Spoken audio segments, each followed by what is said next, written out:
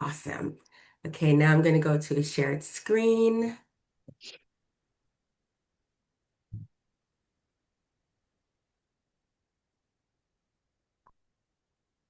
And I believe that everyone can see the slide. Let me just go to the actual individual slide and I'll move things around. How are we for seeing the presentation right now? Excellent. Okay, so for those of you who have not been on a call before, just to let you know that this is into, oops, I lost the screen here. Do you still see it or not really? Okay, Yep. I don't. Let me see here. Yes. Okay, here we go. Yeah, so this is interactive. So I'm looking at the screen. Oh, it says my screen. Okay, I'm looking at the screen. I may not see that you have a question right now. So I really don't mind if you just like hop in and ask a question. So we're going to talk about what the topic is for the month of September. And then also, I just want to start this off with the fact that we are having a guest speaker, and we're going to be having a guest speaker every single month. And this guest speaker that we will be having, it will always be somebody new. And I did look at the months. I'm just going to be honest with you right now. For the month of December, I am not going to have a guest speaker because that will be the month of the holidays, whether you celebrate or not. But I know that lots of the world tends to shut down and gets distracted and things like that. So for the month of December, we will not be having we won't be having a call, but I'll probably bump the call up, but we won't be having a guest speaker as well. But not to fear, we're going to have a guest speaker every single month between now and November. I shared an announcement into the group about who our guest speaker is going to be for the month of September. So, a few weeks back, I asked the question in the group, like, what would be that LinkedIn task that you would love to delegate that you don't want to do, but you would rather delegate it to a raccoon? And many people answered what that would be. And one of the individuals, they answered graphics, like especially doing carousels and the great thing about LinkedIn is that you can show up with a graphic, you can show up with carousels, you can do a text post, you can even do just a photo, for an example. But on that note, that was the first clue that made me think I would like to reach out to somebody who could talk about graphics. So our speakers, they're going to speak about things that will help you through your entrepreneurial journey. The one thing about these speakers is that they have to be active on LinkedIn so that you'll be able to follow them. And of course, because this is about LinkedIn Content Lab, I want to ensure that we always have a speaker who is active on the platform. But sometimes our speakers may not be speaking about social media, but the voice will not always be mine. You will also be able to ask a question that will be able to help you within your business, and the tips and tools that they share will help you on LinkedIn or elsewhere. So we are going to have Andrea Crones from Inkling Design. She is a creative director and co-owner. It's going to be on September 23rd. Save the date. Every single week on Saturdays, most Saturdays, you will get an email that's just going to be a recap of what was shared in the group. And it will also be a reminder to tell you about when the next meeting will be, and to make sure that you're saving the date. Our topic is going to be graphics that speak your brand. When I say our topic, it's not going to be like a panel discussion or anything like that, but our speaker will come and they are going to take over the floor. They're going to share a presentation about half an hour actually, and then there's going to be about 15 minutes for you to ask a question as well. So Andrew's going to be talking about how to create graphics that are true to your brand. And we're going to touch on tips to make your brand more recognizable and authentic, what not to do when designing graphics, because we were talking about all these different tips. And I said, I always like to talk about like what not to do as well. And then she's going to share some template suggestions. which will come in handy if you're using Canva or if you're using another tool. Hopefully, these suggestions will work for you as well. And like I said, she's co-founded Inkling Design. She helps heart-centered, female-founded businesses elevate branding websites and marketing materials. She empowers entrepreneurs to show up online beautifully, strategically, and confidently. So you will be able to ask your questions with Andrea, and we're very excited to have her here. So we shared a post. You know first. However, I will be sharing this as a post on LinkedIn and on Instagram as well. So let me go to our next topic. Before we get into the topic of September, I always ask everyone, like, what are the questions that you may have? The only thing is that when I am asking about questions that you may have with regards to like what we're going to talk about, I do require that these questions come in by a certain time frame so then I can noodle over it and also come up with really great answers. So I do have, and let me just double check to make sure I've let everybody in. I do have questions that were submitted by Clarissa, and I just paused. Excuse me a moment. So I have questions that were shared. I'm just going to stop the share and go back. I have questions that were shared by Clarissa and by Lisa, and I know that these questions are going to be very helpful for everyone else as well. So let me wait for that to come up. So I'm just going to stay here. I think hopefully everyone can see the screen. Thank you. Now, Clarissa, she asked, how often should I repurpose content? She used the term recycling, so I use the term repurpose content. And so in terms of how often to repurpose content, um, you want to take a look at like what your company goals are because quite often people need to learn about what it is or they need to hear about what it is that you are sharing and what you're highlighting often because there's so much that's happening. The great thing about LinkedIn is that less people are posting, about 2% are posting content once 3 times per week. But sometimes when you are sharing on LinkedIn, they haven't seen the content. Maybe they haven't seen the content because they didn't come on at that time. Perhaps by the time they did come on, your content is, I think about it like Tetris. It's kind of like been bumped down. The great thing about LinkedIn is that your content will be like LinkedIn pulls it up from the following week or 2 weeks ago or 3 weeks ago. So let's say if you're highlighting 2 to 3 things in your business, you've got a couple of programs you want to highlight. You also want to grow your email list. So every so often you want to share that you've got a free download or you want people just to reach out and ask a question and then you're going to get their email address. So on LinkedIn, when you are sharing your content, like I like to show up at least 5 times a week. I would recommend not showing up less than 4 times a week. And then let's say, I spoke about the 3 things that you could speak about, which would be 2 programs, growing your email list as an example.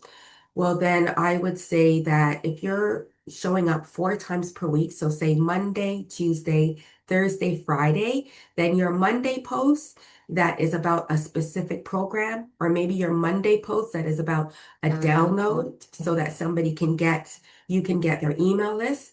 That post will be shared again on Friday. And when I say that post meaning that topic will be shared. And then in terms of working smart, perhaps you want to repurpose a post, then I would say that you can repurpose a post. Like actually, you can repurpose it 3 days down the line or the following week, but you can use ChatGPT to help you to make that post sound different. You can ask ChatGPT or maybe you're doing it yourself.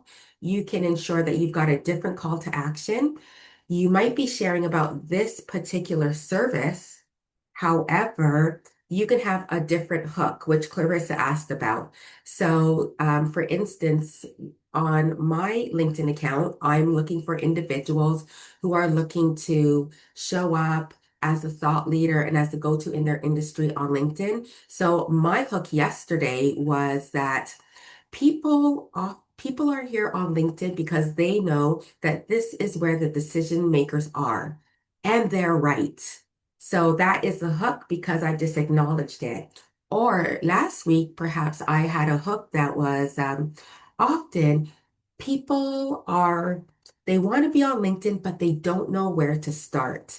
So that's a hook. And then I just changed things up a little bit in my post, but at the end of the day, it's drawing people to either the accelerator or it's drawing people to Content Lab. So sometimes we think that people are going to remember exactly what was said in each post. That's not the case, but they do need to remember the message of the fact that you have these programs and why this program is perfect for them. So those are examples of hooks. And what I'll do is, and I make notes as I go through here, I'm going to share some other posts that have some really great hooks when this goes up as a replay in the group. And then everybody else will be able to see what types of hooks, what different hooks look like. Now, Lisa, she asked a question about LinkedIn Premium and connecting. So I'm going to talk about LinkedIn Premium first. Now, and one of the things was like, she said, "Oh, you probably asked this question already." While I did ask this question, it is always a great question. While I did answer it before, and it's totally fine to ask questions again. So, months before, that was a hot topic. And what I did was I created a video for the group. It was a little clunky, but everyone got the answer. And some of the individuals, they made some really great decisions and they said things like, you know what? I don't think I'm going to get LinkedIn Premium right now. Or, you know what? I think I'm going to get it for the month. Or, I'm paying for it. I don't think I need it right now. So I just wanted to touch on LinkedIn Premium and yay or nay. So if you've never used LinkedIn Premium, you can use LinkedIn Premium for 1 month for free. If you have used LinkedIn Premium and you got that trial month, and there's been like a long duration, you are probably eligible to have LinkedIn Premium for free again.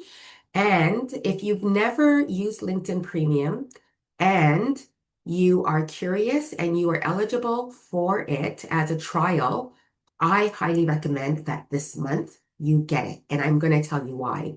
And if you have had LinkedIn Premium, but you put a stop to it, this might encourage you to think about having it free for 1 to 2 months. And because it's going to be aligned with our goals. And if you don't, that's totally fine. But these are just like food for thought here. So with LinkedIn Premium, and I will reshare the video that I did, there are things that you can do with LinkedIn Premium. For instance, you can have multiple banners. That's not quite something I want you to focus on right now. But in terms of your LinkedIn profile, you can have multiple banners where when somebody gets to your LinkedIn profile, your banner will move to another picture and it will move to another picture. So that's great if you want to use your profile to highlight more of what it is that you are focusing on for this month. Another thing with LinkedIn Premium, and you can see this on my LinkedIn profile, is that LinkedIn Premium gives you an additional section. And these are just a few things, but it gives you an additional section. So on my LinkedIn profile, when you scroll down, I have a services section.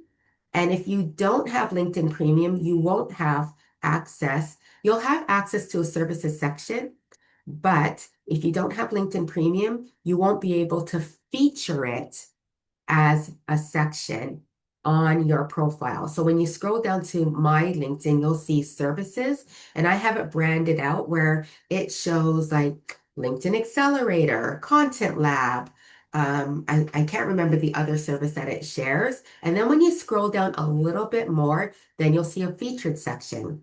So if you are using the free version of LinkedIn, you get the featured section only, and you can create your featured section to look like my services section. The only thing is that with my services section, people can leave a 5-star review and that shows up on my profile. So with LinkedIn Premium, you get that section, and that is like one of the perks there. Also, like your call to action, which if you scroll back up, you get a call to action button that's a little bit more fancy, where so somebody can click through and it can take people to a page that you want them to. However, with the free LinkedIn, you can have a visit my website. It's click to and it clicks to a particular landing page, or you can have it where it says schedule a call or excited to work with you as an example, and it links to either a calendar or it links to a landing page. I would recommend that whatever you use, so with LinkedIn Premium, you get the fancy button. However you use that call to action section, it goes to where you can convert somebody. So I wouldn't take somebody straight to your home page. I would send somebody to go to your calendar, or I would send somebody to go to a landing page. And this landing page, preferably when they get to it, they can't do anything else. Like they can only do the thing. So if I take people to a content lab page, I don't want them to get curious and go to my home page and go to other pages. I just want them to do one thing. And then lastly, with your connections, when you have LinkedIn Premium, and there's two versions of Premium. I pay for the higher one, which is right before Navigator. So I believe that I'm paying about 80 something dollars a month. And then the one below that might be 40-ish or 60 something dollars. Regardless, you get more people to send a connection request to. And that's the benefit. So when you're using free LinkedIn, you get to send a connection request to 25 to 30 individuals. So this is where I say to everyone, think about like put people in buckets. So if you're going to be heading out to networking events, then you want to send out a connection request to those who are aligned. Those people could be your future clients or people who are potential collaborators. And then you want to use LinkedIn to send out connection requests to individuals who are your future clients or potential collaborators. And I'm going to go a little bit more deeply into that. But when you're using the free LinkedIn, then you are going to be capped. And with LinkedIn Premium, when you have the lower version, you're going to get capped, but not at 30. And then when you've got the higher version of LinkedIn Premium, you're not going to get capped, but they have capped you at how many DMs that you can send. I'll be honest with you, even though I have LinkedIn Premium, I don't send DMs with every single one of them. This is when I send DMs. So I am now in a networking group and they've got a Slack channel and I'm like, how can I leverage this? So I have been looking for individuals who could be future clients or future collaborators. So when I send a connection request, I will say, hi, Debbie. I'm also in this group as well. Looking forward to connecting here. So with that, I actually send that DM, or perhaps I've met somebody at a networking group and I send that DM. With the free LinkedIn, you get three DMs to send out. So I also say that I don't always send out a connection request to everyone else because, well, because I'm sending out aligned connections, there's a greater chance that people are going to respond anyway. And then when they respond by accepting that connection request, then I jump in and I say, Debbie, thanks so much for accepting. Something to that effect. I just greet them. So I'm going to get that opportunity. So those are the benefits of having LinkedIn Premium. And then Lisa asked a question about sending connection requests. But because our theme is about connecting as well, I'm going to answer that further down the line. So I just wanted to address the questions. Thank you so much. and I am going to go to the next presentation. So for September, it is all about content plus connections equals clients. And so that is what the topic, every single month we have a new theme, but this is what we are focused on for the month of September. We want to stop random connecting. So you might have met some amazing people at networking groups, but if you've got the free LinkedIn, or maybe you've met people who aren't really aligned. You don't have to connect with everyone in the room, even if you've got LinkedIn Premium. Why? Because when you are connecting with just anyone, or if somebody sends you a connection request, and it's totally fine to not accept the connection request because I say that because what will happen is that you're also going to be privy to what is in their feed. So sometimes individuals send me a connection request and I always take a look. And I take a look and I see what they're posting and I'm like, I don't feel very comfortable with that. And then I just decline it. Here's a real life example. So this happened yesterday. Somebody rang the doorbell at 8:10 p.m. I have a cutoff because I'm looking a lot more casual than this. Okay. I'm really relaxed and I just have a cutoff. So my daughter's like, Mom, and she says, somebody's at the door. And I said to her, I know. And then I just went back to sitting in front of the couch. I didn't even look. And she goes, Aren't you going to answer? And I said, No, I have a cutoff time. So that's just the way I look at it. I've got my boundaries and I just didn't answer the door and everything was fine. And I'm pretty sure the majority of people here do that too. But sometimes I hear people say, well, if I don't accept somebody's connection request, is that going to be rude? It's not going to be rude. So just think about like, what are your boundaries? Are they aligned? And and also what's going to be coming up into your feed as well. So stop the random connecting, and we want to build a network of decision makers and collaborators who can say yes to you. And while I wanted to focus on this because I know that in the month of August, many were like showing up and like kudos, congratulations, you're showing up with content in August. But sometimes it's a little bit overwhelming. And one of the questions I asked was like, okay, were we sending out connection requests? And it was like, not quite. So we want to continue to have that momentum of sharing the post, but we also want to have the connection requests as well. So now that we are focusing on connection requests as well, I don't want to lose that momentum. So we want to continue to have persuasive content, and that is content where we're going to create posts that make your audience say, wow, this person gets me. I want to reach out. And that's what we're going to be focusing on for this month. I'm going to make this a little bit smaller. So let's talk about that persuasive content and creating posts that make your audience say, wow, this person gets me. And I put an extra note here. I really need to reach out to learn more. So when you are writing a piece of content for your LinkedIn account, those are questions. Like I always think to myself, like, what's in it for me? Meaning the person on the other end, is that person saying what's in it for me? And when I finish writing, I want to feel like that person says, ooh, I'd love to learn more. So those are things that you want to think about versus let me just put out a piece of content. You want to put out a piece of content that's going to like get a reaction. So now is the time to align your content with your company goals. So, in terms of what your company goals are, here are things to think about.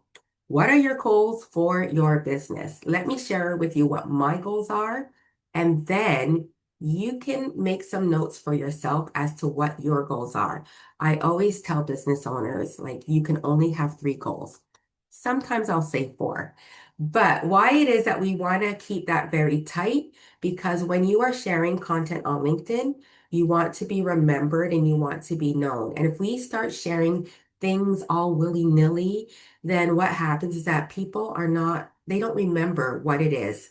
And so I would say that, by the way, if you do go out to an event, it doesn't have to be aligned to the goal because those events that you might go to, it gets people to know more about you. Or if you're going to share a personal post, then it could be a post that's kind of like aligned to the business goals. But write down like what are your top three goals? For me, it's to fill my LinkedIn accelerator, get more people into Content Lab, and then also, I'm looking for opportunities to grow my email list because I'm not a believer. I love LinkedIn, but I'm not a believer of putting my eggs all in one basket. So when I'm able to grow my email list, then I'm able to send a newsletter or I'm able to email someone in their space where it is not as noisy. So, what are your three, maybe four goals? And then that way, whenever you're sharing content, people will remember what it is. And also remembering to have clear calls to actions. So I have some written down here on a piece of paper. So often we see on other platforms, DM me lab, DM me this word. So that is one way, but I just want to share some other words, some other call to actions. Send me a DM. So instead of saying send me a DM, sometimes that feels like a sentence that's not finished. So send me a DM to get the free download. Send me a DM with your best email address and I'll share more details with you. Click on the link. So, like all social media platforms, LinkedIn would prefer if you don't share a link, but it still allows you to share a link. It's just that you won't have as much reach, but sometimes you're not going to be on the platform to, answer a DM. So it's totally fine to share a link on occasion in your post. I've been doing it a little bit more frequently. Or again, you can have instead of send me a DM, it could be message me for more details. I like to use that. So think about like what are the different calls to actions that you can use so that you're not just sharing a tip so that people says, "Wow, that's really great." And then they go off. We want people to like actually reach out to you as well. And then also look at creating content that speaks to your target audience. So I don't just say that LinkedIn, you need LinkedIn Accelerator. I talk about the fact of what problems that people are going through. So one of the things that I ask my clients are when your target audience is looking for you, what are they typing into Google? What is that pain point that they're putting in there? Because those are some really great topics that you want to speak about. Or perhaps you've had clients and you can speak about those like those topics, but of course you don't want to talk about that particular client. I know that sometimes clients will allow you to have a case study, but sometimes our clients have the same type of pain points, the same types of difficulties. So that is an opportunity where you can share about specific types of pain points and difficulties so that people will say, "Oh yeah, that's the same thing that I am going through as well." So create content that speaks to your target audience. And here's a tip.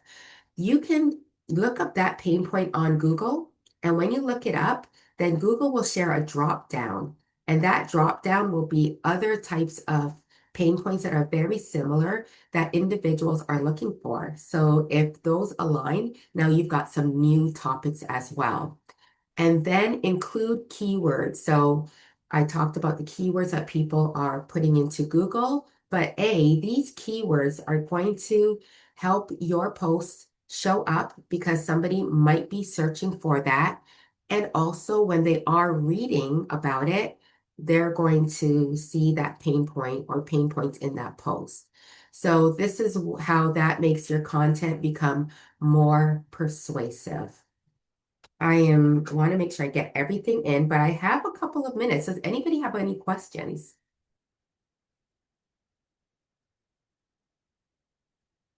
I will continue and you can ask questions after.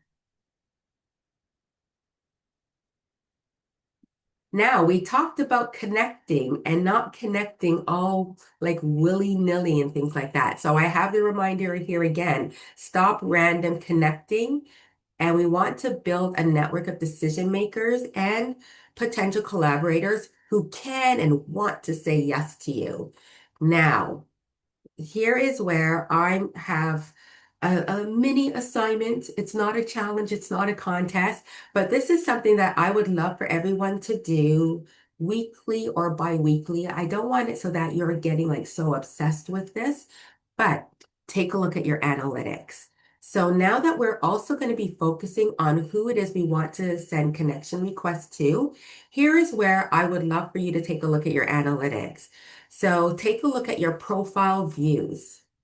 Now, your profile views, LinkedIn doesn't allow you to customize it. So you can look at your profile views in the last 2 days, 3 days. But I believe you can choose like the last 14 days, maybe the last month or the last 90 days. So I would love for you to take a look at the more current one that it offers. This one here is the last, actually, I think it might be 7 days. And this one is where this person's account, they received 71 profile views, and we see a positive percentage. We see 22% versus the previous week. So our goal is to see green. And when we're seeing green, we know that more people are viewing our profiles. People are viewing our profiles because we're sharing more content. More people are viewing our profiles because we are sending more connection requests. More people are seeing our profiles because we are sharing more content. And then what happens is that if your connection happens to like it or if they made a comment, then their connections who are most likely aligned with who it is you want to target, their connections may receive a notification that Debbie liked this person's post or made a comment, and now you're going to get more profile views. And also, like when you're sending out more connection requests, then people are going to view your profiles. They're going to engage more with your posts, and they're going to take a look at your profile. So that's one area. Another one that I want for you to take a look at is your total followers. So this is where you're going to go to your audience section. And then we want to see that in a green. Now, here is where we see false greens. This is the green I do not wish for you to be concerned about. If you have not been sending out connection requests and you see that it's a positive, I do not want you to get excited about that because people are following you, but it wasn't because you sent out connection requests. You're not doing the part where you are also building. So when you are sending out those connection requests, it's going to be with people who are most likely to be aligned, who are going to refer you or who may need your services, and it just ripples out. Now, you might see that it's a positive because you might see that it's like a 0 point something percent. Now, what I want you to go for is like a 2%. If you get a 1.5, that's fine too. So this person here is at a 1.9%. And we see also the graph, there's like going up and down. Like this person is actually sending out more connection requests, or they're also sharing more content on LinkedIn. So we want to see your chart looking like this. We don't want to see it where it's like up and then it flatlines. We just want to see up and down, which means that you are making time to send out connection requests. So something that I would advise is that maybe you've got connection request Tuesday or connection request Wednesday. Like pick a time to send this out. And if you are using the free LinkedIn, then commit to making sure that you are going to connect with at least 25 people that month. And every week you're going to send out 5 connection requests as an example. And then here is something to take a look at the bottom. Now, this is where it says trends. If you have started to do LinkedIn newsletters, this is going to show you whether or not you are actually being active. Now, what will happen is that if you're not sending out connection requests, then you're not going to automatically get new subscribers. So this is what happens. If you got LinkedIn newsletters that you are putting out, then what happens is that when you send a connection request to somebody and they accept, that LinkedIn will send them a notification. Would you like to subscribe to Dee's newsletter? Hopefully they're going to say yes and they're going to subscribe. Or when somebody sends you a connection request, and once they sent you the connection request, they're going to get the notification. Would you like to subscribe to Dee's newsletter? And they may subscribe to my newsletter. And I also might even decline their request to connect, but they're still subscribed to my newsletter. So this is where you want to see some new subscribers. Every time you're getting more people to connect with you, you are growing more people to subscribe to your LinkedIn newsletter, which is another avenue for you to touch where you can have a touch point with somebody. Because whenever you publish a LinkedIn newsletter, then what happens is that it stays on top of that person's notifications for a longer period of time. And that's how it benefits you. So those are things that you want to take a look at as you're sending out connection requests.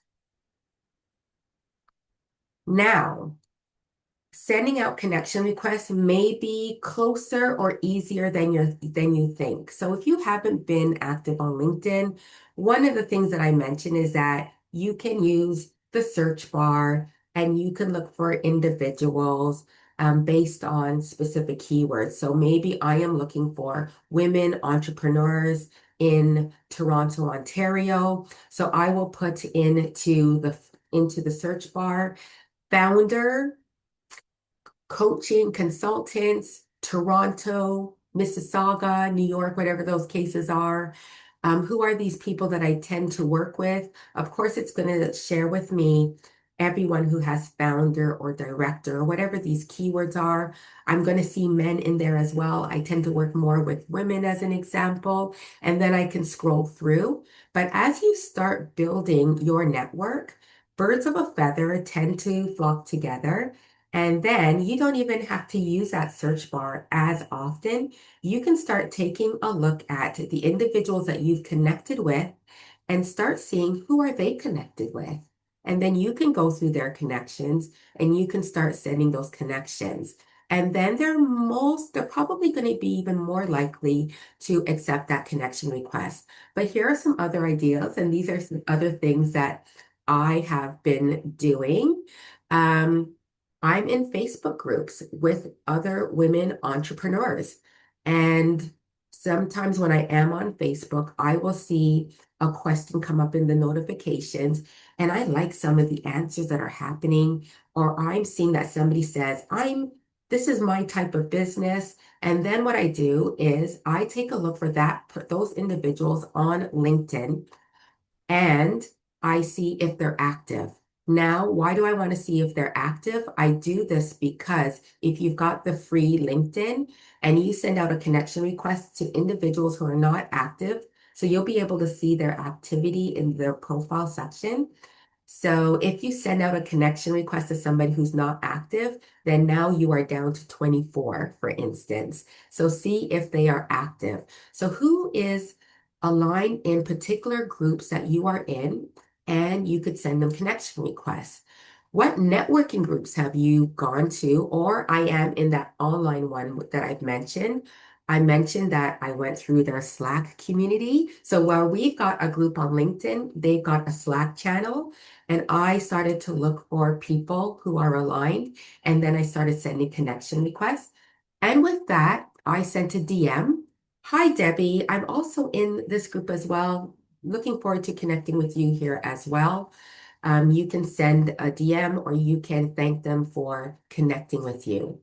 Where have you met up with people in person or online meetings? So I went to an online meeting. It took place well, the person is in San Francisco, but there were people across the US, and I was like one of two Canadians, and we connected with each other, or you can connect with aligned individuals. So who are the people that you are meeting? And then I talked about Facebook groups, but one of the things that I've been doing is that I know that I talk about LinkedIn on Facebook, but for you, if you're using Instagram, for instance, do you have aligned people who could be your ideal clients and also the future collaborators? And are you connected with them on Instagram? And if they're following you, look for them on LinkedIn because those are people that you can connect to as well. And they're most likely to connect. So when they connect, you could say, "Hi, Debbie. We are already connected on Instagram, but I thought I'd like connect with you here as well." And that's a great way to start a conversation. It's always nice to use those DMs after the fact because once you send a DM to somebody, then for a while, your content is going to show up in their feed. Brooke, what question do you have?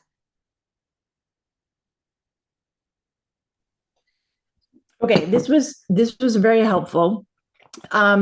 Especially talking about the um how the connections sort of work. And I've been listening to you so intently, I realized I forgot my question. Oh, So I will I will come back to it when it comes back to me, if it does. I will make time for questions after. Laura Jean, you have a question? I have a question. Yes. And this has been super helpful. Absolutely. And I understand what, like now what I like is I get what you're saying about like stop random connecting. Like it's absolutely not just like building those numbers on anybody who sends you a connection, except because, I mean, correct me if I'm right, because as you build your ecosystem with aligned people, it's showing up to their friends and so on. So as I'm working with Toronto-based women entrepreneurs who tend to be like, right now, who's my community? It's we overlap all the time, right? Healthy, happy women, and women growing empires, and what like all those different groups. So that's kind of how you use the algorithm to your favor, right? And Correct. even comments show up and stuff like that. So here's my question about aligned. For example, before you started talking about that, I was thinking, oh, well, I definitely want to connect with everyone from the content Yeah. lab.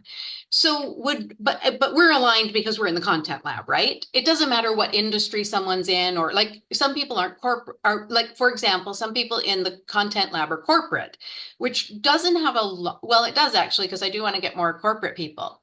So the fact that we're just kind of friendly connections in a program together, that's aligned, right? Yeah, and that also falls in the networking group because I do know that there's individuals who are doing business with each other or have participated in things. So I would put this under the networking group section. And also, like I mentioned, the individuals who you meet at networking groups, as an example, they might meet others who it's like, "Oh, you know what? I've got this business. Oh, where are you located? I'm in Toronto. You know what? I know somebody named Laura Jean." Right? So that's Yeah. how it all works. Yeah. Yeah. Very cool. Yeah. Brooke, you remembered your question possibly? So on Instagram, there's a maximum number of connection requests that you can make. Like you can have an infinite number of followers, but you can only follow so many people. Does LinkedIn have a cap on how many connections you can have? So if you've got the free LinkedIn, then it will cap you and you're going at it for the month, it'll cap you at about 25 to 30. And then you're going to get, first of all, as you start getting to that number or maybe surpassing it, you're going to get like these soft messages. "Brooke, maybe you might want to try LinkedIn Premium." And then it's going to just stop you from sending those connection requests. That's connection requests on a month to month basis. I mean, like a max number. Like, is there a maximum number of connection requests that you can have? There's a maximum number of people you can be connected to. Yeah, that's the question. Yeah, I do know it because you know what? It's not in my head right now, but yes, there is a maximum number. So I will answer that question later. But the maximum number is about maybe it's over 100,000. So if you feel like you're getting close to it, you have like quite a way to go. So but it's over 100,000, but I'm going to get you the exact number. Yeah. You're okay, Brooke? You're good? That was a question. Yeah, Okay, thanks. awesome. Great. Thank you. Gucci, you're next. So my question is about connections. I do get connection requests from people because I'm still living kind of in two worlds with two hats on. So I still do management consulting. My plan is by the end of next year to be really out of that space and only focusing on my business. But I get connection requests. For example, I had to do a presentation to Johnson& Johnson this morning, and everybody who was in that presentation wants to connect with me. I don't really want to add them to my connections because I know my long-term goal is not to have them. So I've just been deciding not to accept those folks. And I think that aligns with what you've said. Yeah. Unless they're like in HR or they are the heads of wellness programs or there is some other thing that I learn about them that think, in the future we might be doing a different kind of business together. But my other question is, can one unconnect people? Because there are a lot of people in my connections from like way back when I was working in supply chain, and I was running enormous transformation projects with blue collar workers in distribution centers. So they are mostly men. I mean, they probably do not align with my new world at all. Should I just leave them there? Can one do anything with them? I mean, I don't want to invest a lot of time, but I feel like if my messages are landing with a lot of people who are just, when I post something that are not relevant, I'm just trying to figure that out in my head. I figured that probably everyone knows a woman, so maybe it is relevant, but I don't know. I feel messy in my thinking. I'm going to answer that question. So, in several ways. Um, so should you focus one day on um like disconnecting with people? I say no. Here's my next thing. So that was a no for me. I go live on LinkedIn um, 2 to 3 times a month. And when you're going live on LinkedIn, you can send out invites. So whenever I invite people to watch my live, I don't just go ahead and invite everybody. I think like, who's this live for? And I click on this person, this person, this person, meaning future client or they know individuals or they might be interested to watch. Now, because I'm always sending out connection requests, what I started to realize was that it was taking longer to invite people because now I have to skip over Raymond from I worked in distribution center. I have to skip over Raymond and Ron and Rupinder and they're not active, they're not interested. So I just started to just delete them off as a connection because it was getting in my way of making sure that I am like inviting people quickly as an example. So I would say that if it's causing an obstacle, a barrier for you, then you can take that time to do it. And if you suddenly just notice that Raymond, as an example, was posting things that make you feel kind of uncomfortable, then you can disconnect from him as well. Yes. Thank you. Okay. Now, I talked about sending connection requests to individuals, but maybe you want to work with corporate as an example. So, here's an example. You see to your left, Maple Lodge Farms. You're like, Dee, why are you showing me Maple Lodge Farms? So I worked with a client who they sanitized totes for Maple Lodge Farms. Then Maple Lodge Farms puts they put the meat, the chicken meat into the totes. The tote goes to Longo's, then Longo's empties it out, and then those totes go back to my client who does the sanitation. So she wants to get more clients. So this is what we would do. We would look for Coca-Cola, or we would look for Lactancia as an example. So if you want to work for specific corporations and you feel that what it is that you do is a great fit, well, this is how you reach out to the decision makers. So here's an example of Maple Lodge Farms. You go to their page and you click on people. Now, when you go to people, you're going to see the second section here. However, this is showing you everybody who has said, I work at Maple Lodge Farms, and they're on LinkedIn. The thing is that you're getting everybody here. And so I believe Maple Lodge Farms, the number was 920.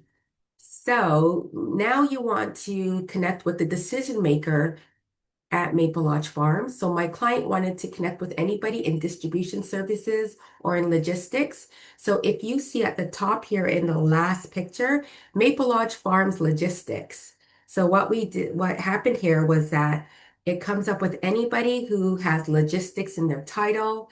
And now what we started to do on her behalf, or what you can do is you can start sending out connection requests to these individuals.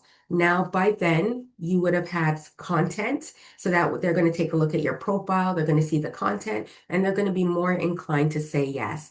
So, if you are looking to connect with corporate or for organizations, this is how you find the decision makers. So this is the last slide because I want to give everyone the opportunity to, ask a question or to share something.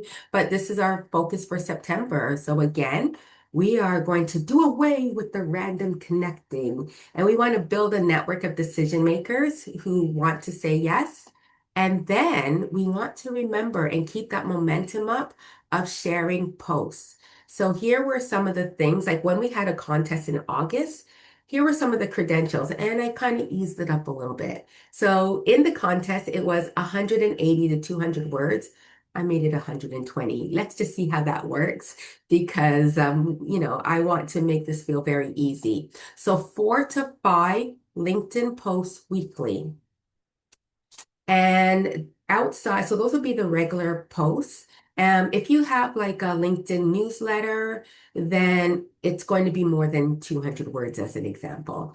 But if they're your posts, 120 to 200 words, we want to have posts that focus on your business goals, or you can have personal ones that align with your brand. So last week I shared a post, my mom and we went to the exhibition and I made it a post about, and I hung out with her friends and they did really say that I can come out with them like next year too. So yay. But I talked about the fact of like sometimes like having community is everything. And this is what is provided in Content Lab as an example. So that is where you can share a post and it doesn't have to be a professional photo, or it can be something that's just much more easy and people are still getting to know you. So these are the two areas that we are going to focus on so that we can ensure that we're maintaining that momentum. And that is the end of my presentation. I will leave the floor open for everyone. Thank you.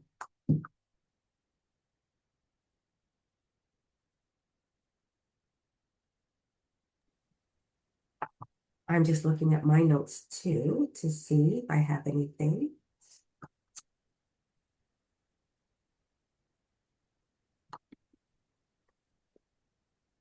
Yes, Anya, hello. Hi, this was so great as usual. So you sparked something in me because one of my goals is to do corporate lunch and learns where I obviously focus on the home. And if your home is, more in not in chaos, but more in order and with clarity, then your performance at work is as well.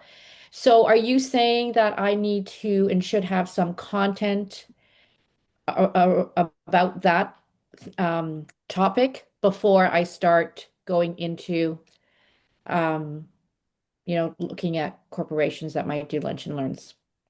Yes, and I would say that like where you're sharing those posts for somebody who might hire you on a personal level, I would share a post as to why is this important for organizations?